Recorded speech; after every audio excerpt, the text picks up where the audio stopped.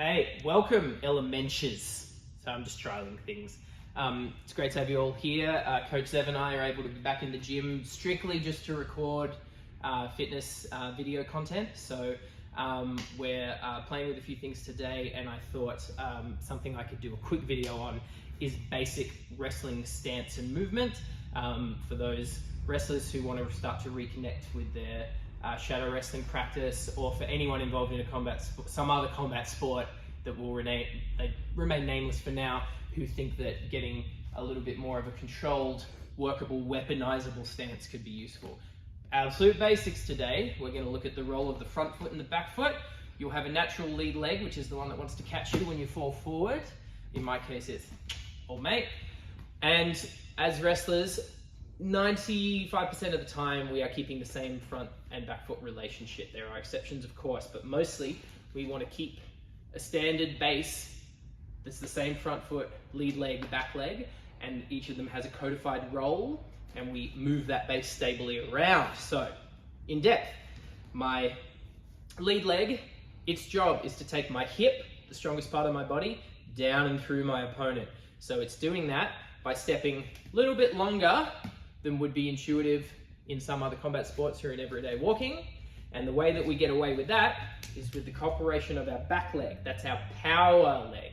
We are driving off of it and keeping it under us at all times in a position where we can drive off of it and recruit power.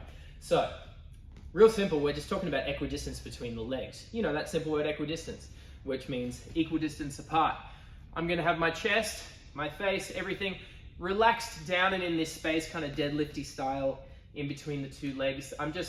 I should be able to keep a distance that's not hanging out there where my opponent can attack it, or back here where it's wrecking my balance. And I should be able to do that very relaxedly and have my arms very relaxedly in the space with practice. Again, if you're finding that it's really hard, that's really hard on the back or the either upper, lower, mid, or all of it, when you're working, again, be gentle with yourself, and if you have recurring problems with it or a sense of imbalance, maybe consider going downstairs to the Elements Fitness Strength and Conditioning area. We'd love to have you there. But otherwise, relaxed, trust to go a little bit lower. You can open from the knees a bit if that helps. And again, the number one way, this is the cheat, the hack, if you just do this, it makes it so much more simple. Step a bit longer. If I step my foot a little bit longer, my hip automatically goes lower. Half of the trouble you are having, at least across your years of grappling with getting into a lower stance. The guesswork, the thinking work of it just goes out. If I just watch, oh, my hip went down. Whoa, it went down again. Life's the best. So again, you can get three-dimensional with that right away. If you think about to stay equidistant, the foot that is closest to the direction that you're going moves first. So if it's here, boom, boom, boom. If it's here, boom, boom, boom.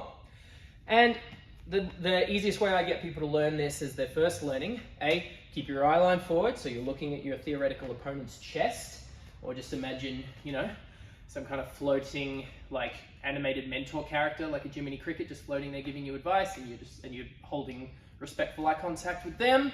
And as you walk around, I call this a squat test. Wherever you are, every now and then, just drop the hip. Not the face, but the hip.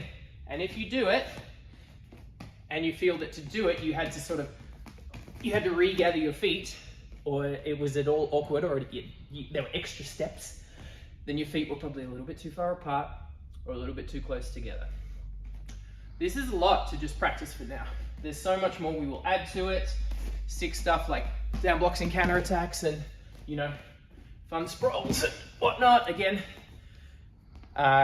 agitate me if you want to learn more of this stuff, but do it in the spirit of having already practiced this and nailed it down. If this is not something you confidently have as a smooth movement pattern, it's worth getting. Thank you.